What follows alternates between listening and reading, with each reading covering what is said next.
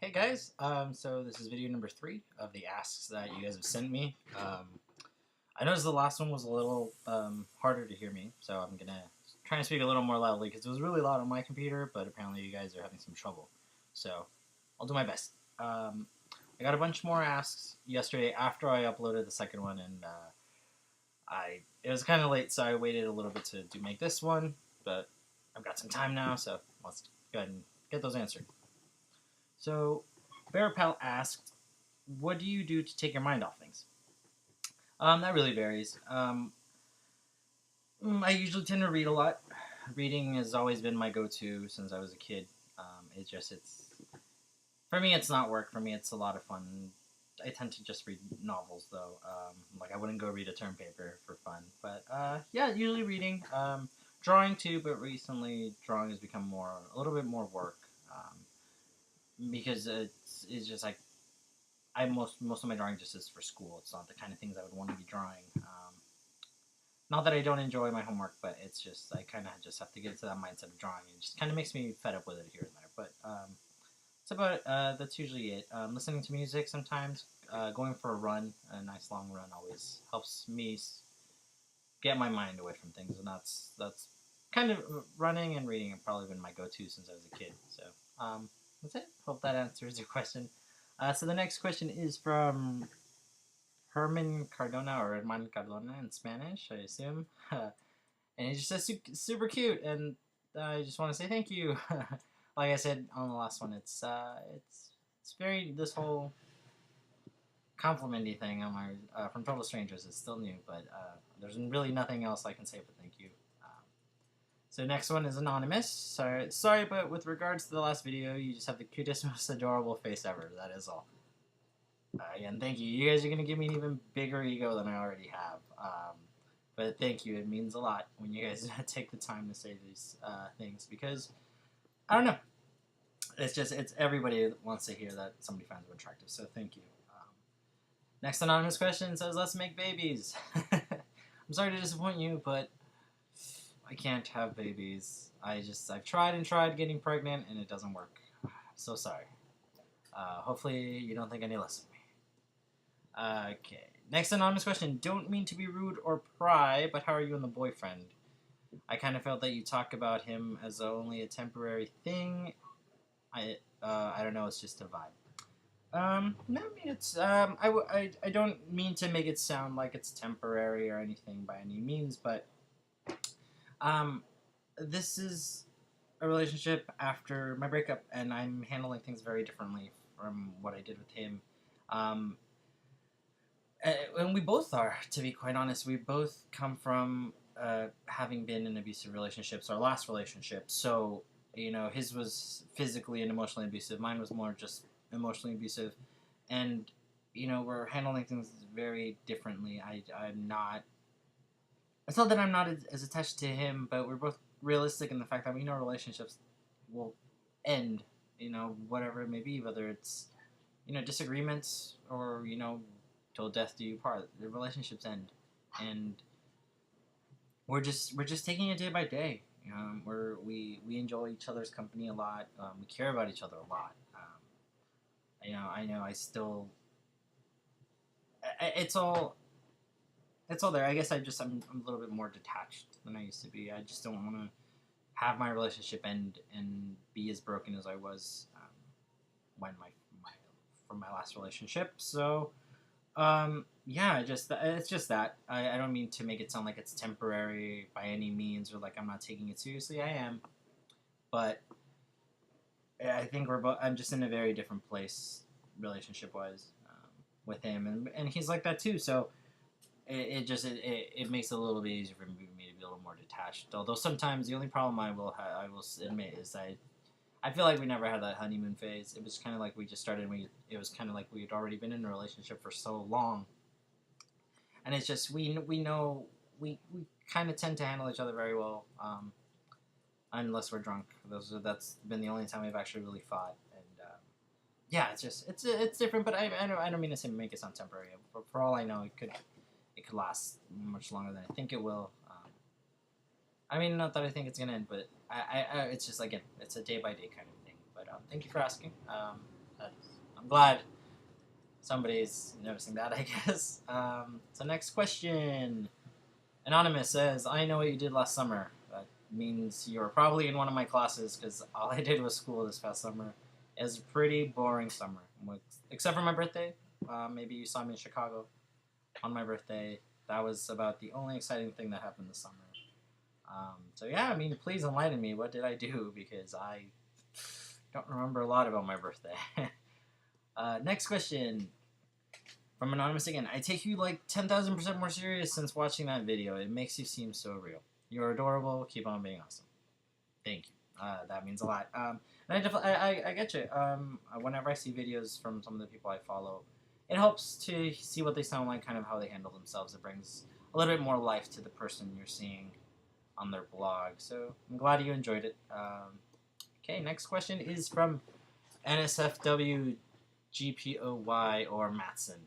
He's somebody that I've been lucky enough to get to know outside of Tumblr, and he's very sweet and very kind. He's one of the people that I would say is a friend off Tumblr. So glad he took the time to ask this. He said, "Wow, I have so many questions. How did I miss the first round?" But you found it. That's what matters, and I'm happy you sent one. This first question is, what is your favorite art movement and why do you like it? I wouldn't know if it's a movement so much as a style, but I would say Art Nouveau.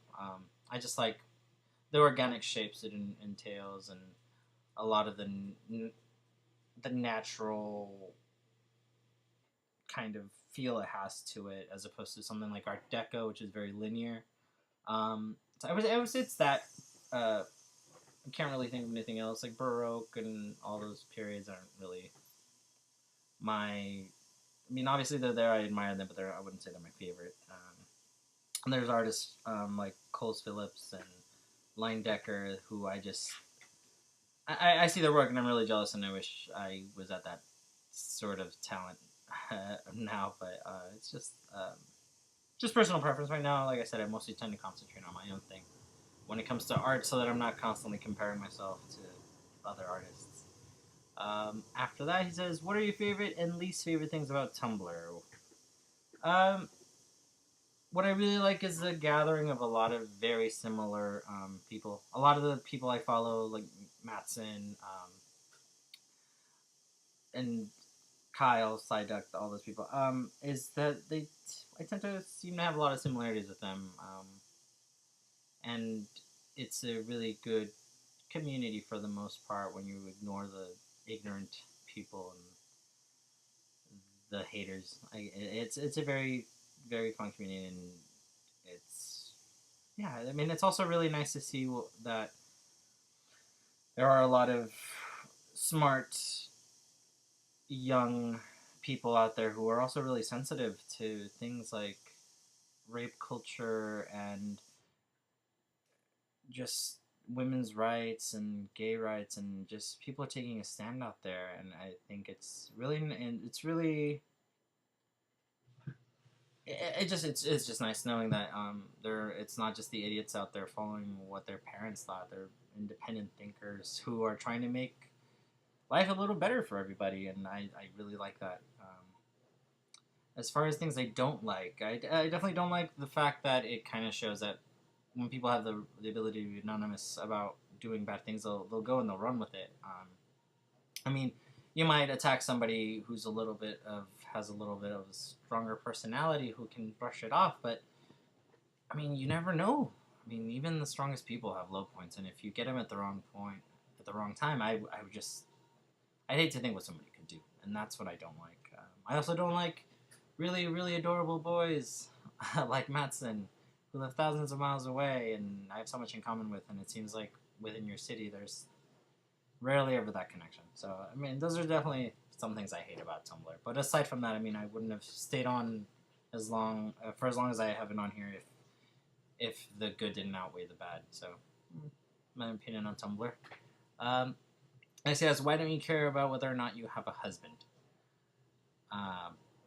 I mean, like I said, it's nice, and it's not that I don't care. I mean, preferably I would, but, you know, if in the long run somebody I'm with and I care about leaves me, It'll suck and it'll hurt, but I can fend for myself in that. I know what I can do to get over it, and I know that I will. But in terms of having a family and then having a husband, I can take. I could, like I said, I can handle my own pain, but I don't know how I would handle my kids' grief over separation. I mean, it's not easy, and there's only so much I could do as a parent to be there for them, and unless I'm with somebody who I know would be, I don't by any means think relationships or families are easy, but I mean, part of the nice thing about a family is that they're hard work. So unless I'm with somebody who knows that and who is willing to put aside small trivial things and really work to be in a happy kind of family that I personally never grew up with, um, yeah, that I unless they're that kind of guy who's essentially strong-willed and caring, I don't think I would want to have a husband. Um, I just, yeah, I'd just be happy just having kids, because I know that works. I mean, I was raised by, for the most part, by a single mom, and I know you don't really need both parents. So that's why that is. He also says, but actually, though, I just want to walk and talk with you for hours. I'd be totally okay with that. What's your favorite museum in SF, in LA? Can you take me through Golden Gate Park when I visit? I mean, I go every time, but can I go with you? Absolutely, you can go to Golden Gate Park with me. It's one of my favorite places, and I don't live too far from it. And yeah, absolutely, of course. As far as museums go, in San Francisco, I haven't done much of the museum thing. I went to the Museum of Modern Art and I hated it. I know I'm probably gonna get a lot of shit, but I'm not that big of a modern art kind of guy. I mean, I went and there was an installation of a bunch of water bottles filled with blue dye, and it was just, it's not for me. I mean, it might be for some people, but it definitely isn't for me. And as far as LA goes, there's a lot of smaller museums. I'd probably have to say the Getty Museum. Just I really like the architecture of the building, of the whole place, and they always have a really nice collection of art, and they always have some like really really good what are they called, exhibitions here and there. So I would definitely have to say the Getty Center. Plus, I've been to it countless times since I can remember. So that's the place. So that was it for Matson's question. Let me look up more recent ones. Give me one sec. All right. So this one is from... There we go. Another one from Matson saying, no, let's go to Monterey. I've never been to Monterey, so I would definitely be okay with that. And I assume you mean Monterey in Northern California. Yeah, I'd be okay with that. I always like being new places. It's probably really nice. Next one comes from Portonto. Tell some of us your American Horror Story theories. Who do you think is the supreme? Stuff like that. P.S. Looking geekishly fine today, Evil Twin. Ha. American Horror Story theories. I don't know. I haven't really particularly come up with any theories per se, but as far as who I think the supreme is, by now, for me it seems it's really obvious that it's going to be Zoe. She's displaying that new power during the zombie scene, and just kind of how she's growing stronger since the first couple of episodes, and I feel like it's going to be Zoe more than anyone else. Theories, I don't know. I keep seeing Misty Day, and I keep thinking of kind of like a Dark Phoenix kind of thing, because before she died, she seemed really sweet and caring. And then when she was resurrected, she almost kind of seemed off in a way. Like she wasn't quite herself, or who she was before she was burned. And I think that she might become, I wouldn't say an antagonist in like the most harsh way. I don't know that she'd be a villain, but I definitely think she is going to bring about a really interesting view and how she was unwilling to join the coven. I think it's going to bring a really interesting kind of, I wouldn't say villain, but just kind of somebody who's kind of in the gray area. You know, you probably agree with her, but she's probably going to go against Fiona, who most of us like, and it'll be about something like that. But those are my theories so far. Task Execution, yes, asked, your video was super cute. I enjoyed it a lot. Thanks for taking the time and making my night that much better. That is super sweet. Your question is making my night that much better because I love hearing that you guys enjoy what I'm doing, because I'm really just kind of doing things for no reason, it seems like sometimes. So I'm glad that you guys enjoy it. Cockatrice Picks asked, one thing I never realized until I checked out your Instagram, you have some nice hairy legs. It's a shame you don't show them off more often. I don't really have that much of a chance to show them off. If you'd known me in high school when I ran track, you would have seen me in those tiny, tiny shorts. But it's super cold most of the time in San Francisco, and I've never been a very big fan of wearing shorts anyway. So I'll do my best. I'll do my best to show them off more often. Next, anonymous question. When you get drunk, does your accent come out? I'm not really sure what accent you mean. I learned English and Spanish at the same time. So if there's a bit of a funny accent when I speak English, it's probably more just a California accent. I am a Valley kid, so I do tend to say like a lot. But I don't know. I mean, if anything, when I get drunk, my Spanish starts to really suck. I'm very fluent and I speak it perfectly when I'm sober, but once I'm drunk, my Spanish just goes, ooh, it's really bad. But as far as English goes, I don't think I have an accent. But I've been told before that I have a little bit of a different accent. Not really sure what it is, though. But I'll try and maybe I'll make a drunk video. You'll never know. And maybe we'll see what kind of accent I have. Let's see, next. These are a few things about American Horror Story, which I know you guys don't want to, which I already talked about, and it was mostly just about Madison coming back. And next, Mencrook, or Mo, as some of you might know him, asked, hope you're still accepting questions for another video, if not disregard. Of course I still am, and I would not disregard your questions, even if I wasn't doing it anymore. He has two questions. If you were a plant, what kind of plant would you be? It's really hard to say. I'd probably want to be something like an oak or a willow tree. They're my favorite types of trees, and they tend to be left alone more often than if I said I was something more like a rose, which tend to be picked and then die. Yeah, so definitely a willow tree or an oak tree. An interesting question. I like it.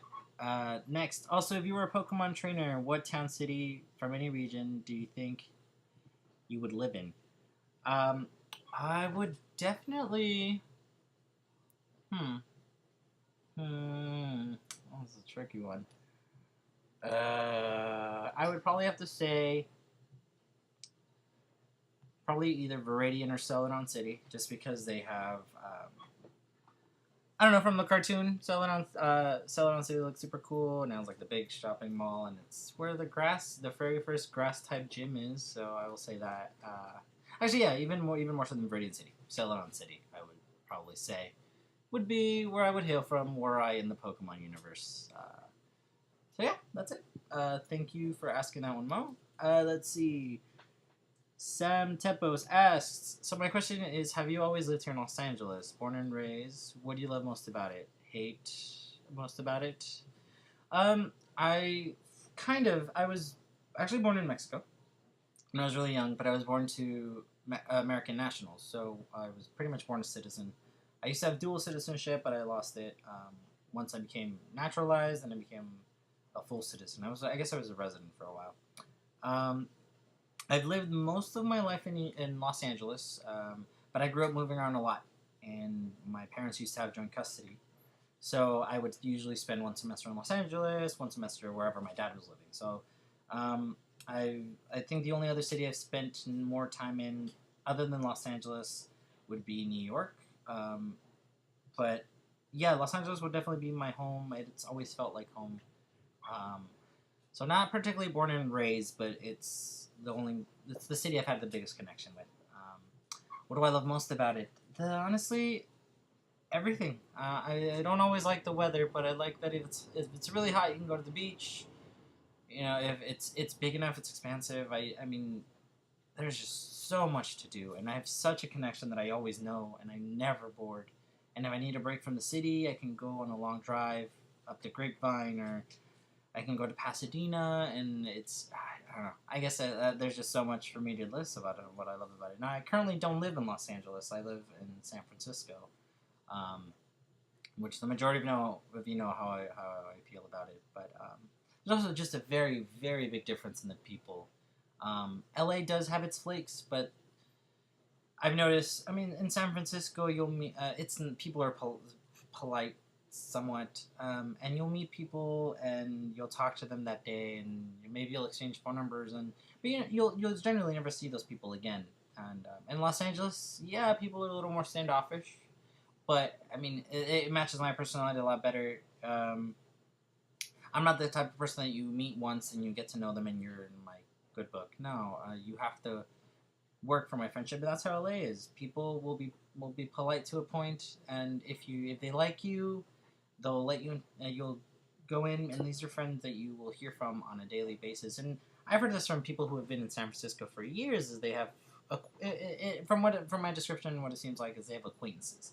So they have people who they'll run into when they go to a bar, but they don't really have people that will invite them out or plan things with them. It's just not for me. I'd rather have 4 good friends than 20 acquaintances, and I think that's one big thing that San Francisco has kind of has made it kind of really hard for me to call it home.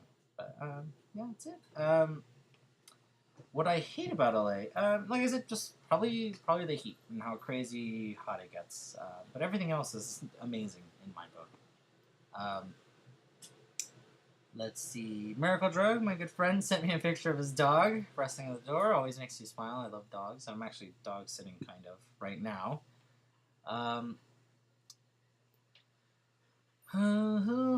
Shorts be with you said, I love it when people I follow post videos of themselves. It's interesting to finally attach a voice to the face. Also, you look super sexy in glasses. Thank you. I usually do wear glasses, but I should be wearing them right now because I've had contacts in all day, but what are you going to do? Thank you.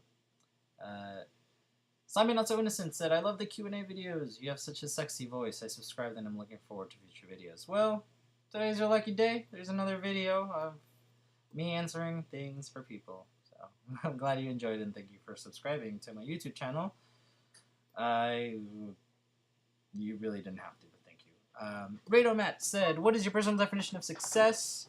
What can you do in your life to feel successful? And this is Matt. I've gotten to know him on here, and he also follows me on Instagram, which more of you should also do. As in terms of personal definition of success, I would have to just say being happy. A lot of people tend to concentrate on either getting a degree or getting a job that they really like or making a lot of money, and I feel like it has to be kind of a joint thing, a joint relationship of all those things. I definitely think being in a work that you love helps. Making a decent amount of money helps. Although for me, just enough to live somewhere. And if I do eventually have a family, enough to support a family. As long as I'm happy, I think that's what I consider success. I know people who are born into money or people who have a lot of money in a career and they're miserable. So obviously, money in a career isn't everything. So yeah, my definition of success would just be to be happy. And what I could do in that life to feel successful is I guess I just enjoy my life more often, and I've gotten to a point where I do. I wouldn't say completely, but I definitely am a happier person than I was a couple of years ago. So I mean, I'm on the right track, I guess. Another one from Matt. Have you seen those accent challenge videos that were all the rage on here like 3 years ago? You should do one. I am terrible with accents. I will completely admit, but I can try. If you guys submit me some accents you want me to try and emulate, I will definitely give it my best shot, even though I'll probably sound like an idiot and insult a bunch of you. But yeah, I'll do it. I'll do it. Just go ahead and send them over. And that was actually it. That was the last question, so we'll see how long it takes me to upload this, and yeah, thanks for all those. Anytime you guys want to send me some questions, just let me know if you want me to make a video, and I'll let them pile up, and I'll do it. So yeah, thanks a lot.